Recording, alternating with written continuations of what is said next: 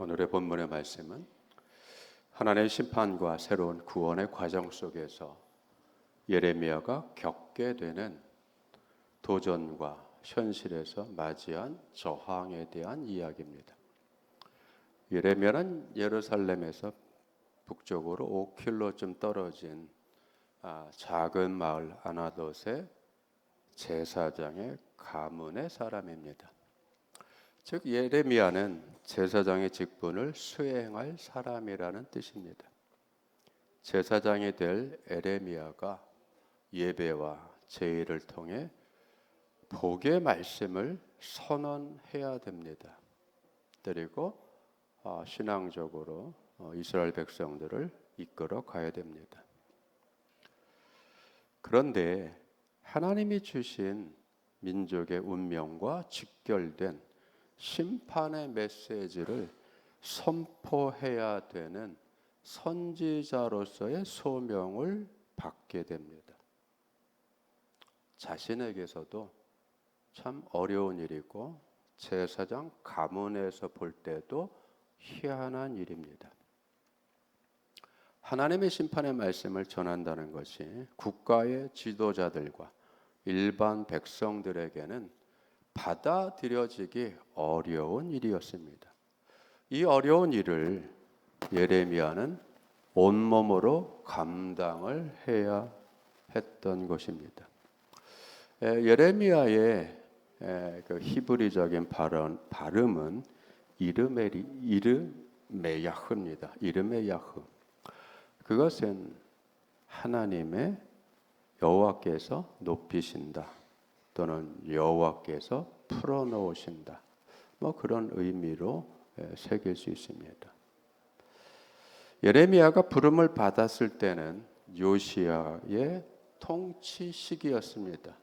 우리는 지난 시간에도 살폈지만 요시야는 그의 할아버지 므낫세는 50년 동안 통치하면서 나라를 엉망으로 만들어 놨습니다. 우상 숭배를 했고 야훼 신앙을 흐트러 놨고 갖가지 못된 일들을 50년 동안 해냈습니다. 또 그의 아들 아몬 왕도 역시 짧은 통치 기간이었지만 그 아버지를 따라서 우상 숭배에 전념을 했습니다. 그의 아들이 됐던 요시야는 할아버지 아버지 때로 이어왔던 그 우상 숭배 모든 것을 일소에 쇄신시키고 여호와 신앙으로 나라의 기틀을 새롭게 잡아내고자 철저한 개혁을 시도했던 왕입니다. 이러한 때 하나님은 예레미야에게 소명을 주신 겁니다. 장가도 가지 말고 애도 낳지 말고 곧 재앙이 올 것이니까 다 금하라고 하는 의미입니다.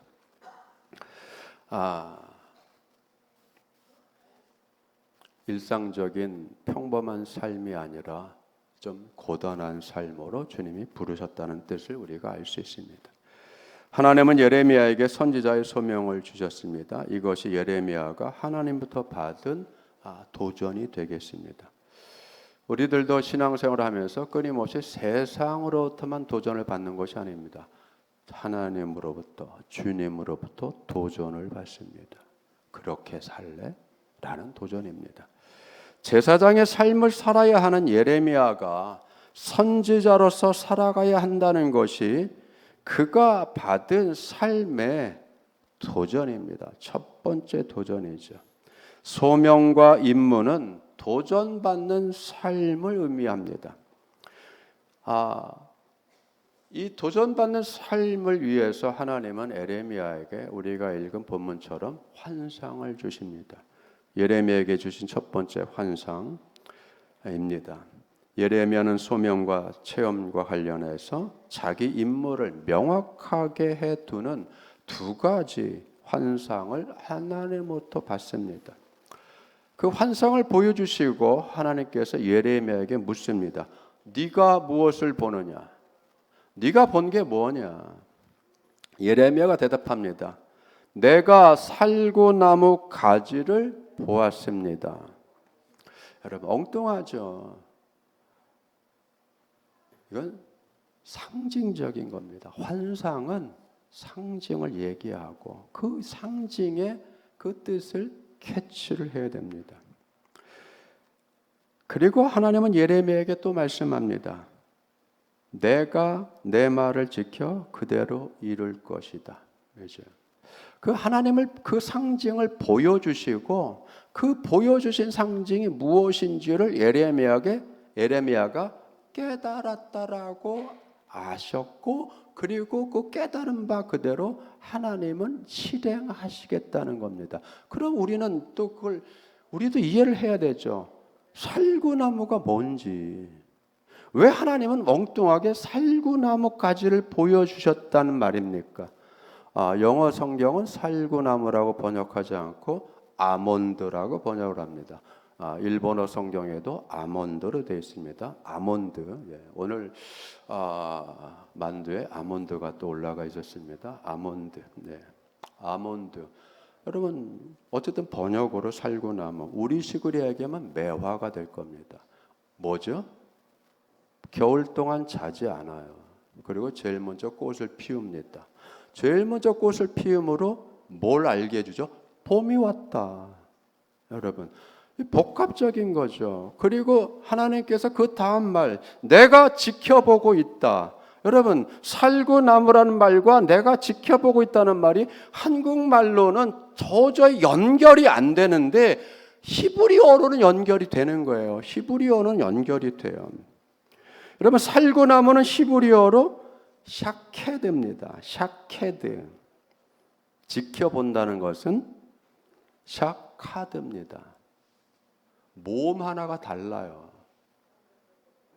샤케드와 샤카드. 그러면 살구나무가 뭐죠? 앞에 말씀했죠. 잠을 자지 않고 겨울에도 잠을 자지 않고 꽃을 피워낸다는 거예요. 그래서 가장 빨리 어떠한 식물들보다 먼저 봄을 알리는 신속한 움직임이죠. 여러분 뭐죠? 하나님은 나는 이와 같이 졸리도 잠도 자지 않고 신속하게 내 일을 한다라는 뜻이죠. 나는 그것을 지켜본다는 거죠. 내가 말한 것이 이루어지는지 나는 지켜보고 있다는 거죠. 그리고 가장 신속하고 정확하게 졸지도 잠도 안 자고 나는 그것을 실행한다는 거죠. 여러분 어마어마한 거죠. 하나님의 뭐가 드러난 거죠? 의지가 드러난 거죠. 강력하고 신속하게 실행하는 하나님의 의지를 살구나무 가지 하나로 딸랑 보여주신 거죠. 여러분 무서워요, 여러분. 하나님의 참 말씀이 참 하나님의 말씀이 신속하게 성취될 것이라는 뜻을 예레미야는 그가 본 환상 살구나무 가지 하나로 여러분 캐치했고 이해했습니다. 하나님들 지켜보시며 하나님의 뜻은 정확하고 신속하게 성취된다는 사실을 예레미야에게 살구나무 가지를 통해서 재확인시켜 주셨습니다. 두 번째죠. 예레미야가 본 두 번째 환상이 뭘까요? 하나님께서 또 보여주시고 예레미야에게 묻습니다. 네가 무엇을 보았느냐? 예레미야가 대답을 합니다. 끓는 가마를 보았나이다. 끓는 가마. 어쩌면 용광로일 수도 있고 기름이 펄펄 끓는 기름 가마일 수도 있고 물이 펄펄 끓는 가마일 수도 있고 그것이 뭐예요? 기울어졌다는 것입니다. 어디서부터? 북쪽에서부터 남쪽으로 기울어졌다는 거예요. 그럼 무슨 일이 일어나죠? 당연히 끓는 그 가마솥의 내용물이 쏟아져 내려오는 겁니다. 어마어마한 거죠. 분석심리학을 창시했던 칼 구스타프 융도 어린 시절에 이런 환상을 봤습니다. 세계 대전이 일어나기 전에 그가 어마어마한 환상을 봅니다. 똑같은 내용입니다.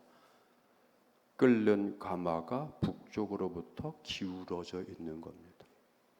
어마어마한 사건, 어마어마한 사태, 역사적인 어마어마한 비극이 벌어진다는 것이죠. 하나님이 예레미야에게 말씀합니다. 재앙이 북방에서 일어나 이 땅의 모든 주민에게 부어지리라. 여러분, 이 말씀이 예레미야에게 주신 하나님의 이 말씀이 언제 주어졌다고요?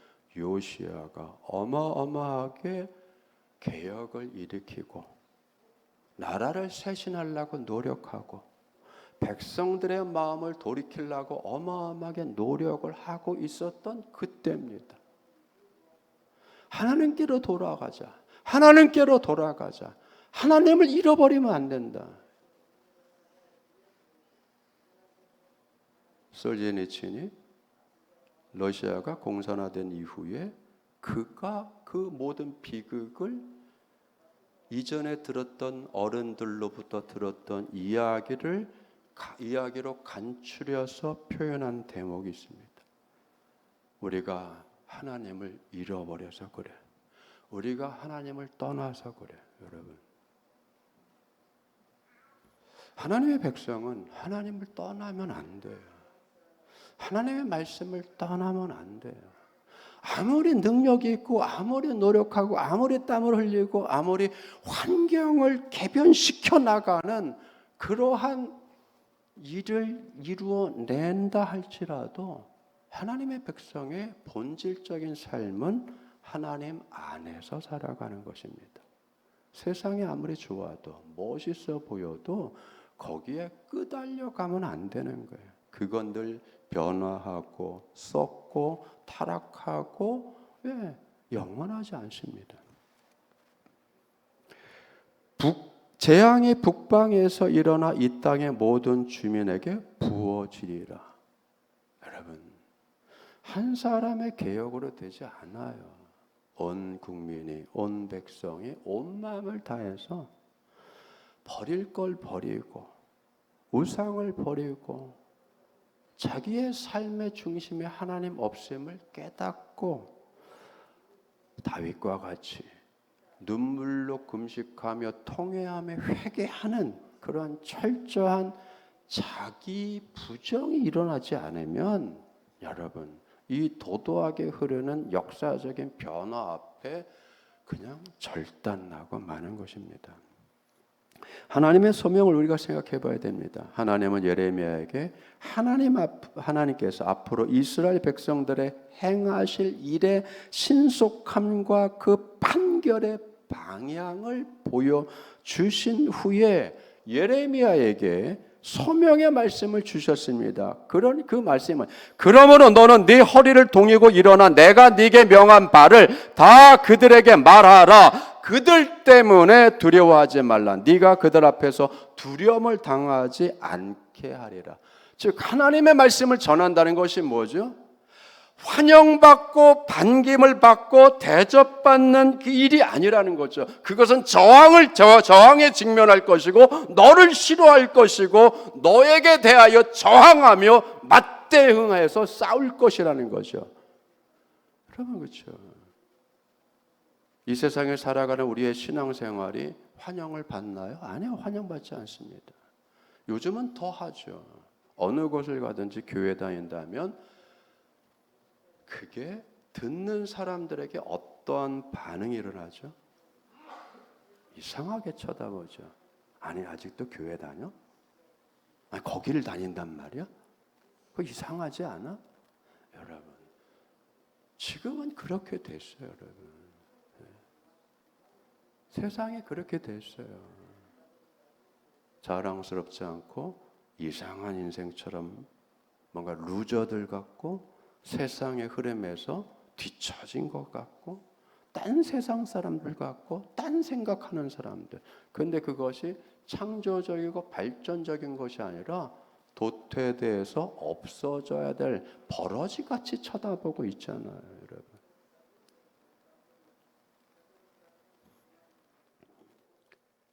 그렇기 때문에 어떻게 해요? 허리를 동이고 마음을 단단히 먹고 환영받을 일이 아니고 대접받을 일이 아니고 여러분 그렇죠? 오히려 조롱과 박해와 멸시를 받을 일이란 말이에요. 지금 세상이 그렇게 됐는데 예레미야 때나 지금이나 변한 게 없습니다. 네 허리를 동일하라고 하는 것은 준비하라. 일을 시작하라. 여러분 일하기 위해서 어떻게 하죠? 허리띠를 메고 옷매무새를 하죠. 옷이 거추장스럽게 하지 않잖아요. 때로는 뭐요? 간편한 작업복으로 갈아입잖아요. 그와 같은 거죠. 움직임에 방해가 되지 않도록 옷매무새뿐만 아니라 마음의 자세를 가다듬고 철저하게 준비하라. 무슨 준비요? 저항에 마주칠 준비. 저항에 맞닥뜨릴 준비를 하라는 얘기죠. 소명에 걸맞는 비장한 자세를 하나님이 요구합니다. 이것이 하나님의 소명이에요, 여러분. 하나님의 소명을 받는다는 것이 기쁘게 뛰고 반갑고 할렐루야 할 일은 아니란 말이에요. 그것은 이 말씀을 거부하는 세상에서는 그건 비장한 일입니다. 오늘 마찬가지예요. 한국 사회를 살아가는 성도들이 똑같은 겁니다. 비장해야 돼요. 여러분 덩달아 춤추고 다니면 안 된단 말이에요. 세상 변화에 얼씨고 조차 새 세상 온다 덩실덩실 춤추고 맞장구 칠 일이 아니란 말이죠. 우리의 삶은 상상의 산물이 아닙니다. 현실의 바탕을 둔 거죠. 현실 세계에서 벌어지는 많은 일들과 문제들에 맞서야 하며 경쟁을 해야 되며 여러분 얼마나 치열해요. 그죠? 기술 하나 개발하기가 얼마나 치열하게 얼마나 밤잠을 못 자고 얼마나 고민하고 병이 들 정도잖아요. 그런데 그에 쉽게 탈취할 것들이 있잖아요. 남의 노력을 쉽게 챙기고 싶은 인생들이 더 많아요. 여러분 기업 간에는 안 그런가요? 국내만 안 그래요? 타국과 관계되면 더 치열하죠. 여러분 첩보 전쟁이 얼마나 심각합니까? 정상적인 거래에서 안 되면 돈으로 사고 하잖아요. 거기에 다 넘어가잖아요. 여러분 그게 얼마나 자기는 그 순간 좋겠지만 그게 심대하게 광범위하게 여러 영역에 미칠 그 미래까지는 내다보지 않잖아요. 그만큼 단견인 거예요. 눈이 짧은 거예요, 여러분. 생각이 짧은 거죠. 뭐 때문에요? 욕심 때문에요. 그래서 삶은 문제를 해결하는 연속입니다. 끊임없이 문제를 해결해야 되고 그래서 뭐요? 산 하나 넘었더니 또 산이 있고 문제를 해결했더니 또 다른 문제가 생기고 여러분 그것을 끊임없이 문제의 파도가 계속 밀려오는 그 상황에 직면해서 그걸 넘고 넘어가는 여러분 고단한 삶을 우리가 살아가야 됩니다. 그런데 더 얹어서 우리의 믿음에 대해서 우리의 신앙에 대해서 하나님을 붙잡고 그 말씀에 충실해서 살아간다는 그 삶에 대한 세상의 저항은 더 강력하단 말이죠.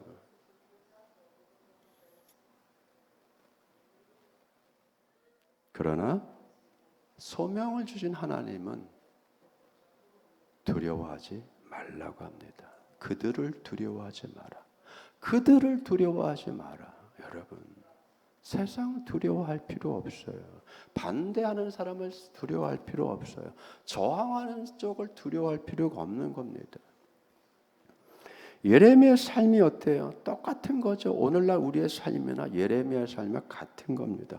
거대한 역사의 흐름 속에 직면해 있는 유대 왕국의 운명을 그가 직시해야 되죠. 여러분 우리는 역사를 직시해야 됩니다. 그리고 현실을 직시해야 되죠. 왜? 현실은 꿈이 아니에요. 상상이 아니에요. 동화가 아니잖아요. 왕국의 운명을 직시하면서 하나님의 말씀을 전해야 됩니다. 여러분 그렇죠? 그러나 두려움 없이 하나님의 말씀을 전파하는 용기를 예레미야는 가져야 됩니다. 이 용기는 에레미야 자신의 힘에서 나오는 것이 아닙니다. 하나님이 함께 하심으로 가질 수 있는 영적 용기입니다. 예레미야가 필요한 영적 용기는 현실적인 문제 속에 반드시 필요한 것입니다.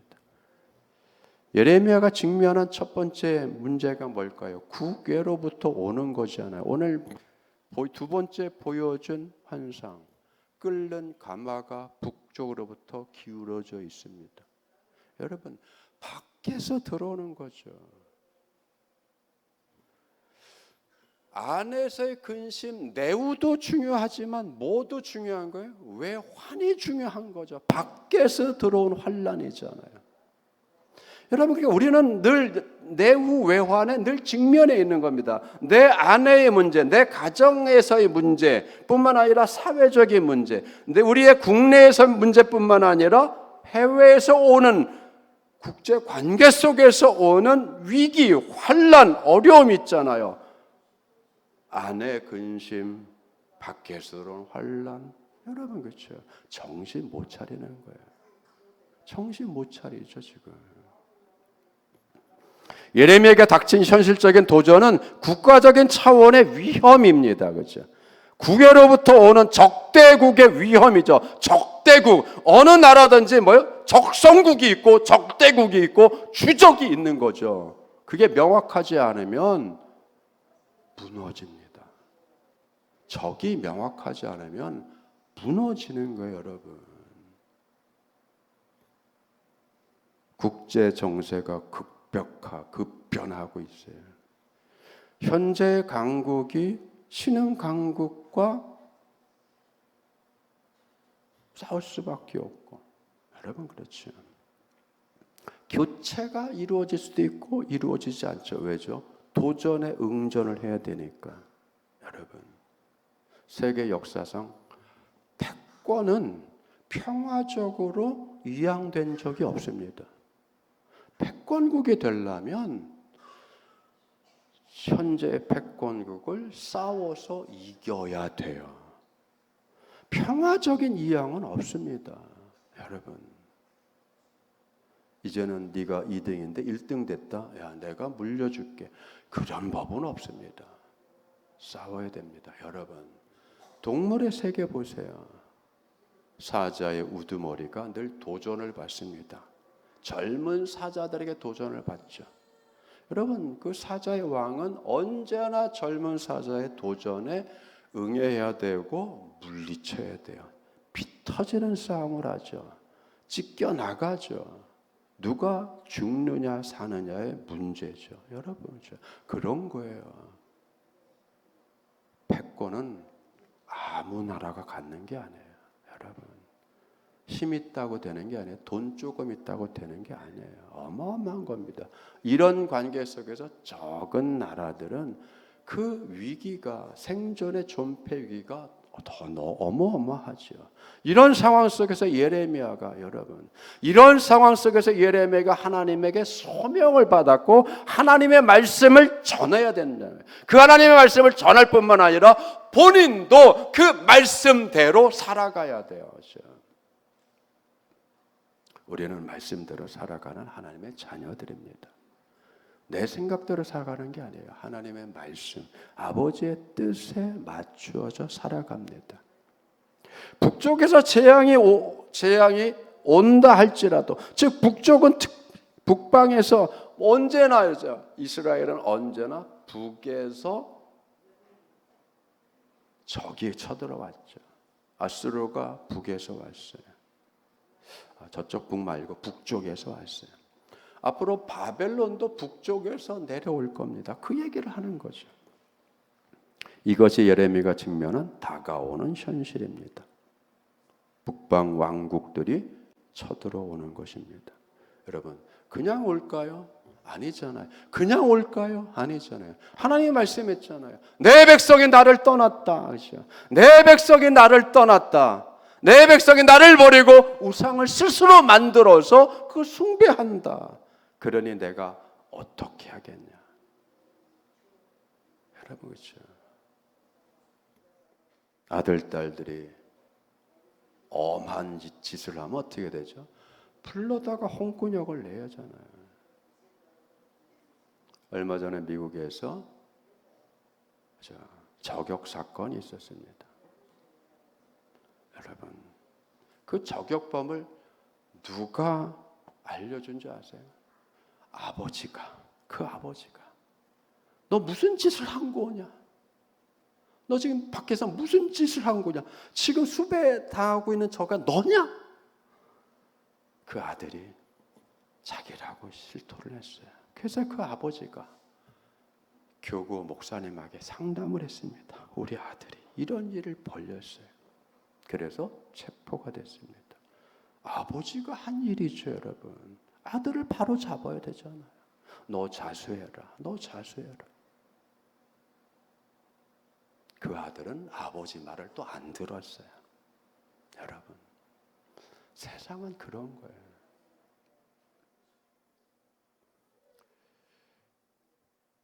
세상이 변해가는데, 위기가 오는데, 여러분, 우리가 우리 삶의 안주에 있으면 이런 말을 합니다. 나는 현상 변화가 싫어. 나는 이대로 있을 거야. 여러분, 그건 용기일 수 있죠. 그러나 여러분, 그건 매우 어리석은 자세입니다. 당랑거철의 신세가 될 뿐이죠. 어마어마한 크기로 무거운 수레바퀴가 진흙을 진뭉개고 앞으로 달려오고 있는데 그걸 막아보겠다고 사마귀 한 마리가 두 다리를 펄쩍 들어서 버텨서 있는, 여러분, 그게 용기일 수도 있겠죠. 그러나 그건 뭐죠? 무모함이잖아요. 예레미야가 복잡한 현실적인 두 번째 문제가 뭐죠? 하나님의 말씀에 저항 세력과 마주쳐야 된다는 겁니다. 그 저항하는 사람들이 누구죠? 자기 민족이에요. 왕이며 제사장들이고 리더들이고 일반 백성에 이르기까지 한결같이. 어떤 상황인데요? 신앙 개혁을 하고 있는 상황 속에 내가 개혁 이렇게 바로잡고 있으니까 모든 게 괜찮을 거야. 여러분, 그렇죠? 내가 쇄신하고 있으니까 다 괜찮을 거야. 그러면서 우리는 자기가 옳게 하면 모든 것이 다 옳다라는 착각 속에 빠져요. 내가 착한 일을 한번 하면은 온 삶이 복받을 거라고 하는 착각 속에 살아요. 단견이죠. 자기 중심적인 사고잖아요. 그래서 자신을 못 벗어나는 거예요. 자기라고 하는 알 속에 갇혀서 그걸 깨고 나오지 못하는 겁니다. 자기 세계 속에 함몰되어 있기 때문이죠. 하나님 말씀합니다. 보라, 내가 오늘 너를 그 온 땅과 유대 왕들과 그 지도자들과 그 제사장들과 그 땅 백성 앞에 견고한 성읍 세기둥 노성벽이 되게 하겠다. 누가 견고한 세기둥 노성벽이 되는 거죠? 예레미야가 되는 겁니다. 이것은 지키고 하는 것이 아니라 버텨 설 수 있도록 강하게 주님께서 만들어 주시겠다는 거죠. 함께 해 주시겠다는 거죠. 아무리 저항을 받고 아무리 조롱을 받고 아무리 멸시를 받고 아무리 박해를 받고 너를 싫어한다 할지라도 내가 너를 무너지지 않게 할 거다. 쓰러지지 않게 할 것이다. 성벽처럼 쇠 기둥처럼 견고한 성읍처럼 내가 그렇게 네가 현실에 버텨 설 수 있도록 내가 그렇게 할 거야. 여러분, 우리를 그렇게 강하게 하시고 굳건하게 해주시는 주님의 은혜 가운데 살아가는 거예요. 그래서 주님이 필요한 거예요. 하나님이 필요한 겁니다. 우리의 노력하는 것도 주님이 함께해야 결실을 맺는 것이고 공든 탑이 무너지지 않는 거죠. 곤혹스러운 상황에 예레미야는 두려워하지 않아도 되는 거죠. 왜? 자기 자에서 자신이 오는 것이 아니라 뭐죠? 이 자신만만함은 어디서 와요? 하나님으로부터 오기 때문입니다. 하나님이 함께 하시겠다고 약속하셨기 때문에 하나님의 함께 하심이 예레미야의 숨은 힘이 되는 것이고, 하나님의 함께 하심이 하나님께서 예레미야를 강하게 만들어 주시는 비결이 되는 것입니다. 하나님이 함께 하실 때 예레미야는 약자가 아니라 강하게 되는 거죠. 조롱받는 자가, 현실에서는 조롱받는 자고 모멸감을 느끼고 멸시를 받고 사람들이 다 싫어하고 외면하고, 하지만 그 상황 속에 그러한 대우를 받는다고 의기소침해지고 삐지고 토라지고 하는 것이 아니라 그걸 의연하게 감당해내는 겁니다. 누가 그렇게 하셨죠? 예수님이 그렇게 하셨죠. 우리는 이러한 예수님의 뒤를 함께 따라가는 주님의 제자들입니다. 그거 기억하셔야 돼요. 예레미야를 이겨 넘어뜨리지 못할 겁니다. 그들을 예레미야를 비방하고 멸시하고 무시하고, 그리고 예레미야를 가둬두고자 하는 그 사람들이 예레미야를 꺾지 못하는 겁니다. 감옥에 가둬놨다고 그게 이긴 걸까요? 아닙니다. 멸시한다고 이긴 걸까요? 아닙니다.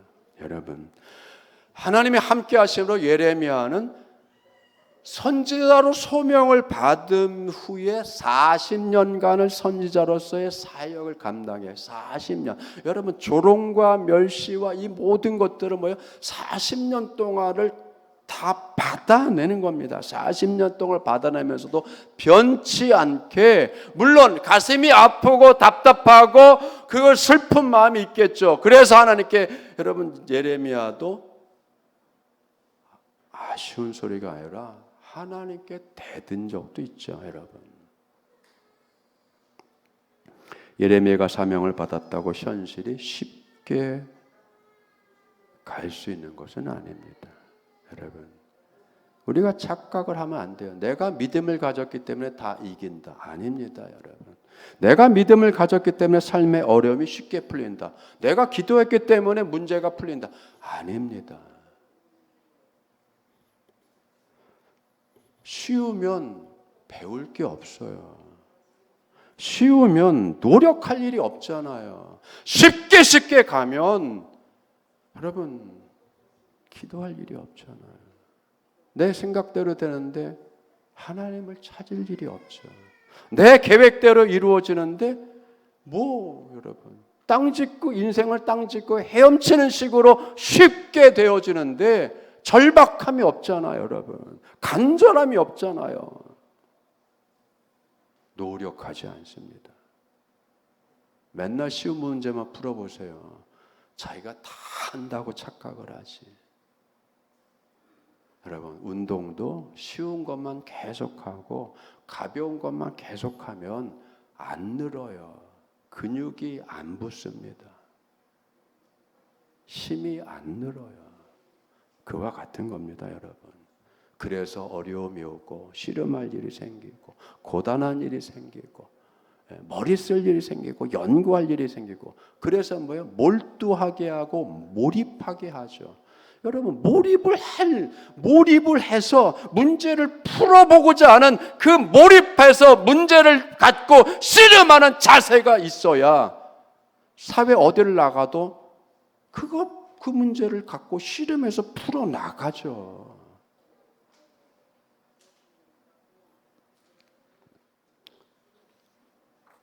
세상 일은 생각대로 되지 않습니다. 그게 당연한 거예요. 이렇게 예레미야는 처음부터 자기가 격렬한 저항에 부딪힐 것이라는 말씀을 듣고 시작했습니다. 유다의 백성의 모든 계층들이 예레미야에 대해서 대항을 하기 시작했습니다.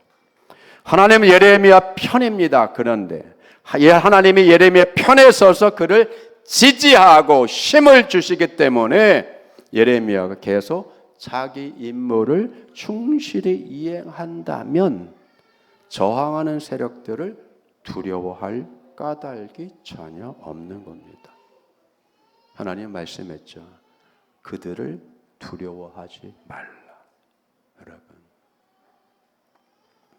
예레미야는 하나님의 말씀을 전했다는 것만으로도 격렬한 저항과 살벌한 박해를 당해야 하는 처지에 놓여 있고 그것을 몸소 겪었습니다. 여러분, 40년을 겪었어요. 한결같은 일입니다. 우리도 마찬가지잖아요. 주님이 부르는 그날까지 현실을 살아내야 됩니다. 어려움을 겪어야 되죠. 문제를 풀어야 되죠. 기도해야 되고 찬송해야 되고 예배하며 나가는 겁니다. 아이들을 길러내야 되고 구준율을 해야 되고 여러분 연구해야 되고 뭘 만들어내야 되고 창조해내야 되고 그거에 대한 대가가 내 노력에 비해서 쥐꼬리만큼 돌아올 수도 있어요. 불공평을 느낄 수도 있습니다. 그러나 그죠? 그게 다가 아니죠. 고난이 다가 아니잖아요.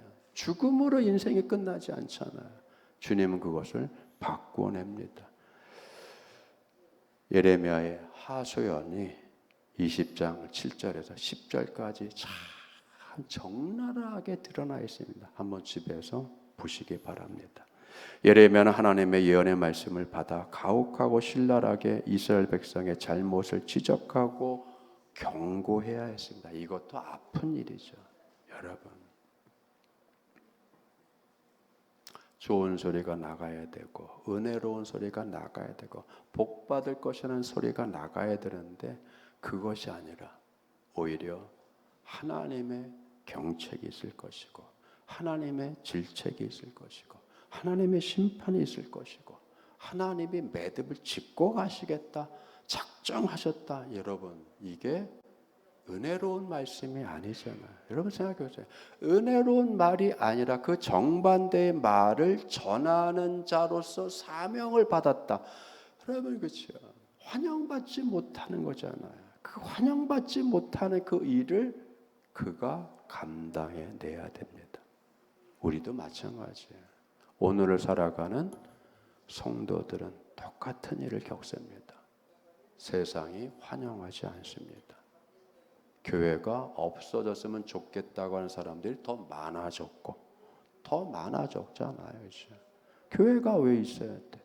교회가 왜 커야 돼? 교회가 왜 저래? 여러분, 그렇죠? 예나 지금이나